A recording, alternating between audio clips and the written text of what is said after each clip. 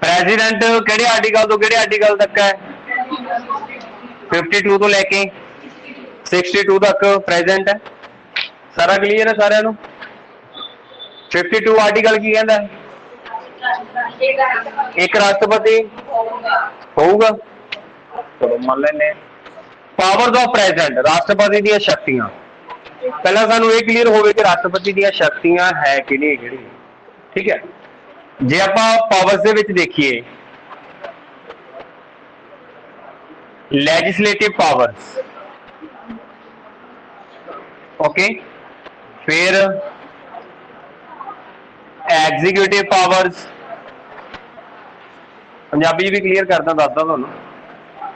उस तो बाद judiciary powers, then military powers,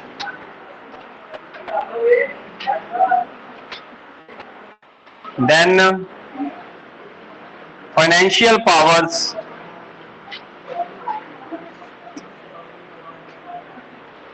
diplomatic powers. ये राष्ट्रपति दी पावर्स है सारियां। एमरजेंसी पावर्स,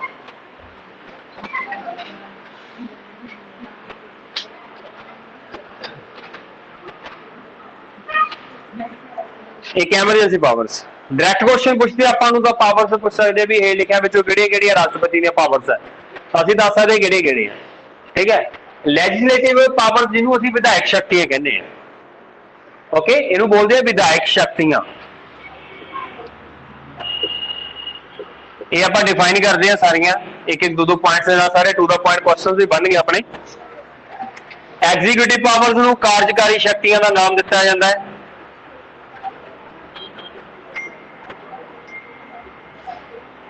जुडिशरी न्यायिक शक्तियां होंदियां जी।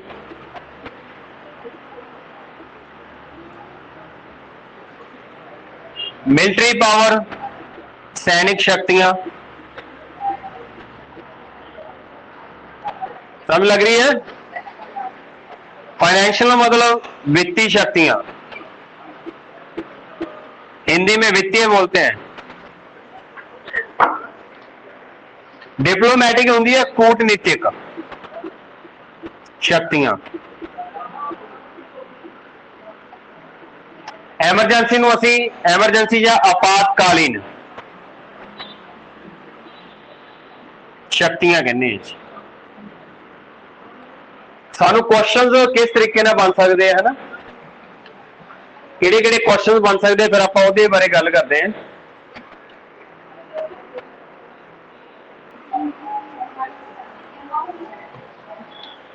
फर्स्ट लैजिस्लेटिव पावर भी उहदियां जिहड़ियां विधायक शक्तियां किहड़ियां?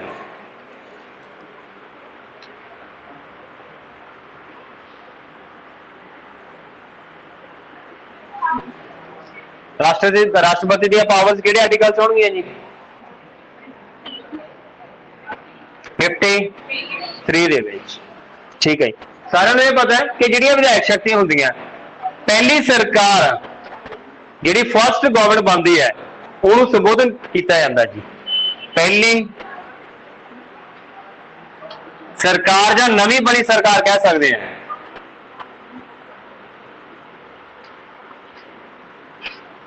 ये विधायक शक्ति दे विच आउंदा जी पहली सरकार नूं। ओके, फिर लोक सभा नूं डिसॉल्व कर सकता है जी।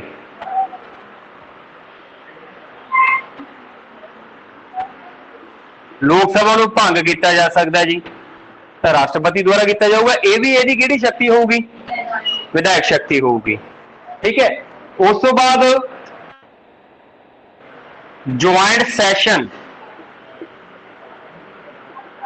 बुलाया जा सकता है, आर्टिकल 108 दे विच है, ते लोक भंग कर सकता आर्टिकल 85 दे विच है, आर्टिकल भी याद आ।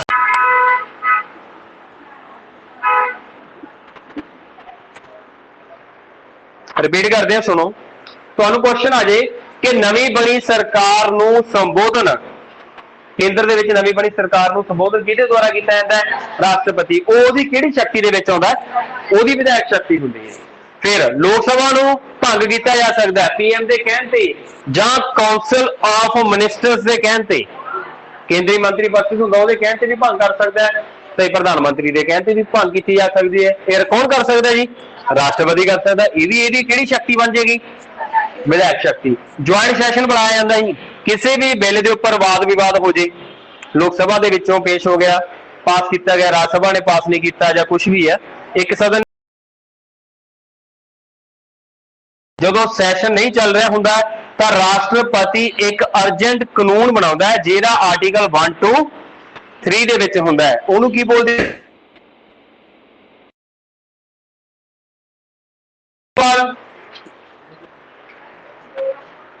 ਨੈਕਸਟ ਹੋਰ ਨੋਟ ਕਰੋ।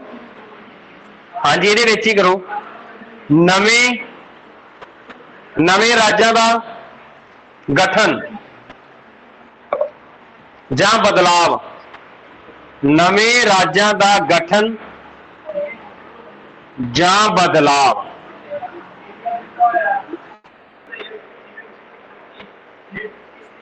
ਕਾਰਜਕਾਰੀ ਸ਼ਕਤੀਆਂ ਦੇ ਵਿੱਚ ਕੀ ਆ ਸਕਦਾ ਜੀ? ਪੀਐਮ ਦੀ ਨਿਯੁਕਤੀ,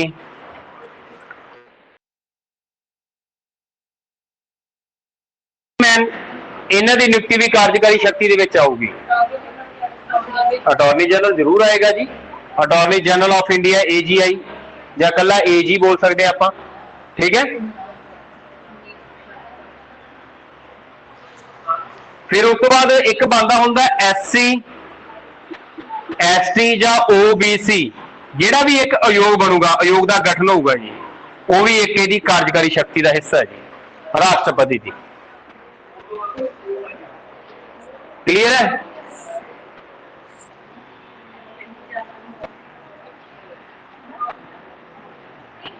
ਜੇ ਆਪਾਂ ਇਹ ਕਹੀਏ ਕਿ ਰਾਸ਼ਟਰਪਤੀ ਬਾਕੀ ਸਾਰਿਆਂ ਦੀ ਨਿਯੁਕਤੀ ਹੋਊਗਾ, ਅਸੀਂ ਇਹ ਵੀ ਕਹਿ ਸਕਦੇ ਹਾਂ ਸੁਪਰੀਮ ਕੋਰਟ ਦੇ ਹਾਈ ਕੋਰਟ ਦੇ ਜੱਜ ਦੀ ਨਿਯੁਕਤੀ ਵੀ ਤਾਂ ਉਹਦੇ 'ਚ ਹੀ ਆਉਂਦਾ, ਬਟ ਉਹ ਜਿਹੜੀ ਸੁਪਰੀਮ ਕੋਰਟ ਦੇ ਹਾਈ ਕੋਰਟ ਦੀ ਜੱਜ ਦੀ ਨਿਯੁਕਤੀ ਉਹ ਅੱਗੇ ਜਾ ਕੇ ਪੜ੍ਹਦੇ ਆਪਾਂ, ਨਿਆਇਕ ਸ਼ਕਤੀ ਬਣੂਗੀ ਜੀ ਉਹਦੀ। ਸਮਝ ਗਏ? ਹੈ ਤਾਂ ਸਾਰੀਆਂ ਨਿਯੁਕਤੀਆਂ ਰਾਸ਼ਟਰਪਤੀ ਦੇ ਅੰਦਰ, ਰਾਸ਼ਟਰਪਤੀ ਸਭ ਦੀ ਨਿਯੁਕਤੀ ਕਰਦਾ ਹੈ ਲੋਕ ਸਭਾ ਦੇ ਸਪੀਕਰ ਨੂੰ ਛੱਡ ਕੇ, ਬਾਕੀ ਸਭ ਦੀ ਨਿਯੁਕਤੀ ਕੌਣ ਕਰਦਾ ਜੀ? ਰਾਸ਼ਟਰਪਤੀ। ਕਲੀਅਰ ਹੈ ਨਾ ਸਾਰਿਆਂ ਨੂੰ ਇਹ ਚੀਜ਼? ਜਿਹਦੇ ਵਿੱਚ ਪੀਐਮ ਦੀ ਨਿਯੁਕਤੀ ਮੇਨ ਹੋ ਗਈ, ਪੀਐਮ ਦੀ ਸਲਾਹ ਤੇ ਬਾਕੀ ਮੰਤਰੀਆਂ ਦੀ ਨਿਯੁਕਤੀ ਬਣ ਜੂਗੀ। ਫਿਰ ਇਲੈਕਸ਼ਨ ਕਮਿਸ਼ਨਰ ਹੋ ਗਿਆ, ਉਸ ਤੋਂ ਬਾਅਦ ਇਲੈਕਸ਼ਨ ਕਮਿਸ਼ਨ ਵੀ ਤਾਂ ਵਿੱਚ ਹੀ ਆ ਜਾਏਗਾ। ਅੱਗੇ ਕੈਗ, ਕੈਨ ਵੀ ਪ੍ਰੋਸੀਡ। ਚलिए ਅੱਗੇ। ਉਹ ਸਮਝ ਲੱਗ ਰਹੀ ਹੈ? ਇਸ ਤੋਂ ਪਹਿਲਾਂ ਪ੍ਰੈਜ਼ੀਡੈਂਟ ਪੜਿਆ ਹੋਇਆ ਸੀ, ਪ੍ਰੈਜ਼ੀਡੈਂਟ ਦੀ ਪਾਵਰਸ ਰਹਿੰਦੀਆਂ ਸੀਗੀਆਂ, ਸਾਰੀਆਂ ਚੀਜ਼ਾਂ ਅਸੀਂ ਇਕੱਠੀਆਂ ਕਰਕੇ ਪੜ੍ਹੀਆਂ, ਇੱਥੇ ਅਸੀਂ ਇਹਨੂੰ ਸੈਪਰੇਟ ਕਰ ਰਹੇ ਹਾਂ।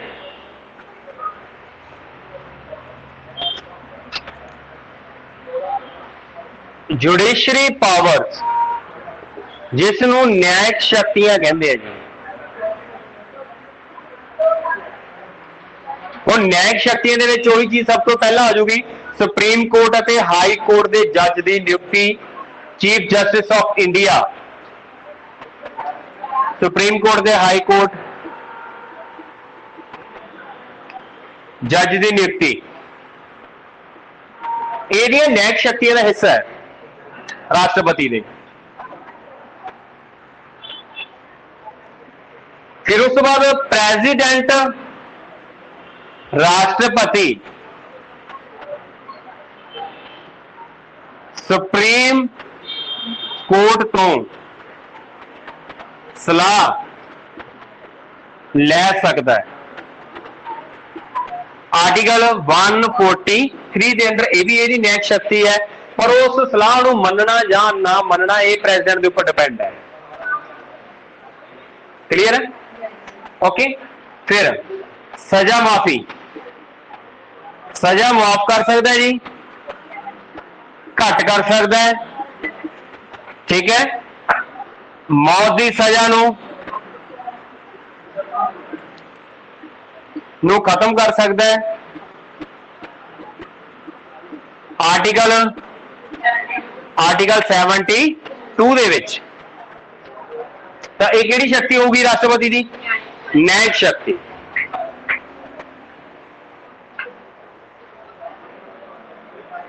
ऑनलाइन बैठे जेडे समझ लगी थी तुहानू? हाथ खड़े करो गल हला लईए इन्हां नूं ही आपां।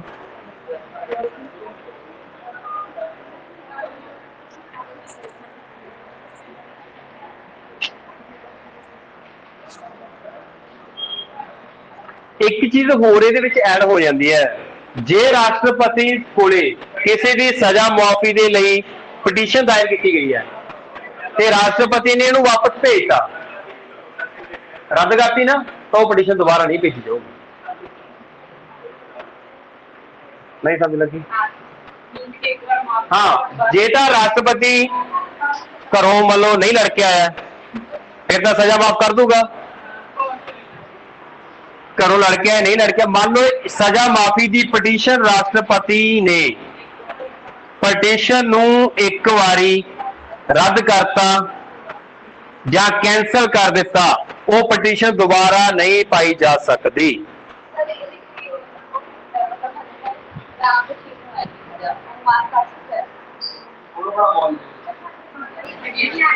सब तो पहले केड़ी पावर पढ़ी असी? लेजिस्लेटिव पावर को विधायक शक्ति बोलते हैं। दूसरी केड़ी पढ़ी है? कार्यकारी को एग्जीक्यूटिव बोलते हैं। तीसरी जुडिशरी पावर, न्यायिक शक्ति बोलते जी उन्होंने। क्लीयर हो गया सारा ही? ओके।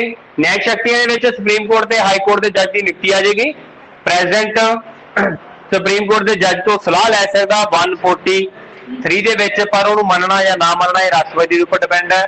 सजा माफ कर सकता है, घट कर सकता है, मौत की सजा को खत्म कर सकता है। आर्टिकल 72 दे विच मर्सी अपील कहा जाता है, मर्सी अपील भी बोल देंगे कई बारी, मर्सी अपील। जे सजा माफी की एक पटीशन राष्ट्रपति द्वारा रद्द की गई है तो दोबारा उसनू दायर नहीं किया जा सकता, दोबारा राष्ट्रपति को नहीं भेजा जा सकता। चलो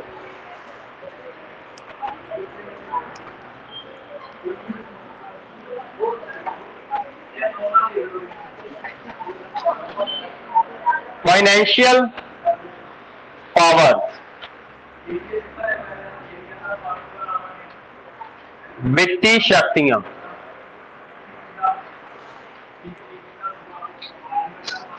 ये चीज आएगी कि धन बिल, मनी बिल जिन्होंने बोलते हैं असी, धन बिल राष्ट्रपति की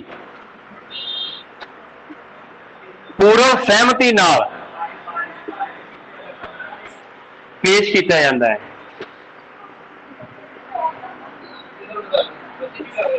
हाँ जी, ये मेन फाइनेंशियल पावर के विच आऊगा जी।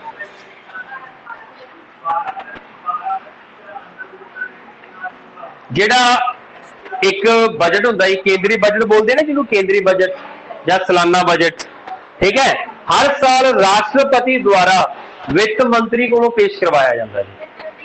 ठीक है, ये भी यदि फाइनेंशियल पावर दे विच है। ठीक है, केंद्रीय बजट लिख सकते हो या सालाना बजट लिख सकते हो। केंद्रीय बजट या सालाना बजट राष्ट्रपति द्वारा वित्त मंत्री को पेश करवाया जाता है।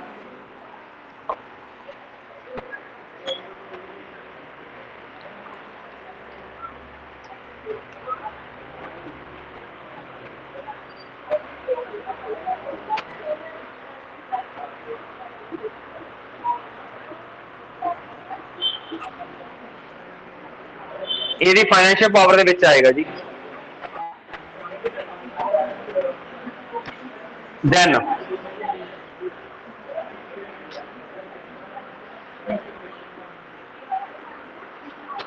कॉन्टीजेंसी फंड द यूज राष्ट्रपति किसी भी एमरजेंसी के दौरान कर सकता है। ठीक है, ये एक वित्तीय शक्ति यह है कि एक कॉन्टीजेंसी फंड होंदा है, एक कंसोलीडेटेड फंड है, एक कॉन्टीजेंसी फंड है, पढ़े है ना आप। तो कॉन्टीजेंसी फंड नूं राष्ट्रपति किसी भी एमरजेंसी के दौरान वरत सकता है जी। ਇਹ ਸਿਰਫ ਰਾਸ਼ਟਰਪਤੀ ਕੋਲੇ ਪਾਵਰ है जी। ਤੇ ਇਹ ਜਿਹੜੀ ਕੰਟੀਨੈਂਸੀ ਫੰਡ ਨਾਲ ਰਿਲੇਟਡ ਹੋਗੀ, ठीक है, धन बिल ਨਾਲ ਰਿਲੇਟਡ होगी, केंद्रीय बजट ਜਾਂ सालाना बजट हो गया, ਇਹ ਰਾਸ਼ਟਰਪਤੀ ਦੀ ਵਿੱਤੀ ਸ਼ਕਤੀਆਂ ਦੇ ਵਿੱਚ ਆਊਗਾ जी। वन मोर थिंग, एक चीज हो रहा की है कि एक राज वित्त आयोग होंदा है, ਇਹਦਾ गठन हरेक 5 साल बाद किया जाता है, ठीक है। राज वित्त आयोग का गठन हरेक 5 साल बाद। तो ये दो कंसैप्ट रखे जाते हैं कि एक केंद्र ते एक राज। ਜਿਹੜਾ ਰਾਜ ਵਿੱਤ ਆਯੋਗ ਹੁੰਦਾ ਹੈ, ਇਹਦੇ ਵਿੱਚ ਜਿੰਨਾ ਵੀ ਟੈਕਸ ਆਊਗਾ ਰਾਜਾਂ ਦੇ ਲਈ ਵੀ, ਉਹ ਕੇਂਦਰ ਨੂੰ ਕਿਸ ਤਰੀਕੇ ਨਾਲ ਡਿਵਾਈਡ ਕੀਤਾ ਜਾਊਗਾ, ਰਾਜ ਨੂੰ ਕਿਸ ਤਰੀਕੇ ਨਾਲ ਡਿਵਾਈਡ ਕੀਤਾ ਜਾਊਗਾ, ਉਹ ਰਾਜ ਵਿੱਤ ਆਯੋਗ ਵੀ ਕਿਹੜੀ ਸ਼ਕਤੀ ਦੇ ਵਿੱਚ ਆਊਗਾ ਜੀ, ਵਿੱਤੀ ਸ਼ਕਤੀ ਦੇ ਵਿੱਚ ਆਊਗਾ। ਉਹ ਵੀ ਰਾਸ਼ਟਰਪਤੀ ਦੀ ਵਿੱਤੀ, ਹਾਂਜੀ, ਇਹਦੀ ਸਥਾਪਨਾ ਕਰਨੀ ਹੈ, ਹਾਂਜੀ ਹਾਂਜੀ ਉਹੀ, ਠੀਕ ਹੈ। ਤਾਂ ਇਹ ਰਾਜਾਂ ਦੇ ਲਈ ਕੀ ਟੈਕਸ ਹੈ, केंद्र के लिए की टैक्स आ, किन्ना किन्ना हिस्सा वंड के दिता जाऊगा केंद्र नूं जां राज नूं, वो इहदे अंडर आऊगा जी। ते इह की है, राष्ट्रपति की किहड़ी पावर होगी, फाइनैंशियल पावर।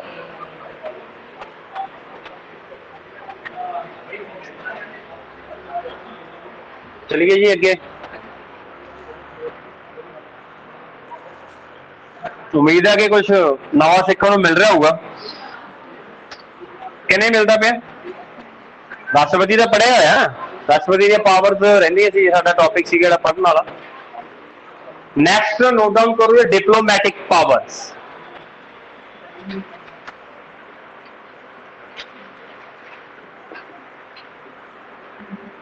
कूटनीतिक बोलते हैं जी इहनूं, कूटनीतिक शक्तियां।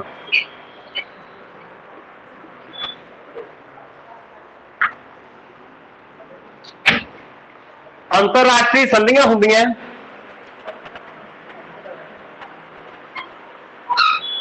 अंतरराष्ट्रीय संधियां अते समझौते राष्ट्रपति के नाम से किए जाते जी, on the behalf of president. जो भी इंटरनेशनल ट्रीटीज होणगियां, अलाइंसेस होगा, वो प्रेसिडेंट के बिहाफ से होणगियां जी, वो इहदी डिप्लोमैटिक पावर होंदी है, ठीक है। फिर की होंदा है, एंबेसडर्स होंदे ना, एंबेसडर की होंदे जी, राजदूत। राजदूतां नूं दूसरे देशां विच रिप्रजेंट करन दे लई भेजना भी, इंडिया वालों आ परसन आया, अपने इंडिया नूं रिप्रजेंट कर रहा है किसी होर देश दे विच जाके, ये राष्ट्रपति की डिप्लोमैटिक पावर है। किसी भी देश नाल कोई अंतरराष्ट्रीय समझौता करना, संधि करनी है, वो डिप्लोमैटिक पावर होंदी है, ते वो राष्ट्रपति के नाम से होंदी है।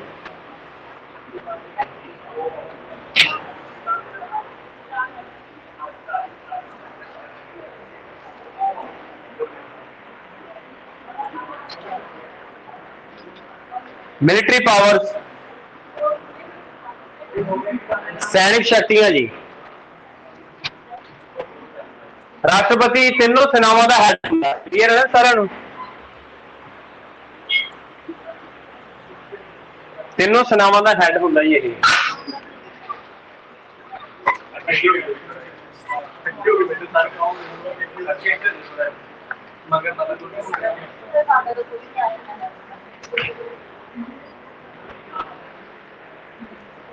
तीनों सेनावां दा की होगा जी, ये हेड होगा। किसी देश के नाल कोई भी वार स्टार्ट करनी है, खत्म करनी है, राष्ट्रपति कर सकता है। पर राष्ट्रपति जो हुक्म देगा उदों जंग शुरू हो जानी है, उदों मरवा दूगा सारिआं नूं, वार शुरू करवा सकता है, मतलब, ठीक है। ते वार एंड ये भी राष्ट्रपति द्वारा होगी, मिलिट्री पावर दे विच है जी।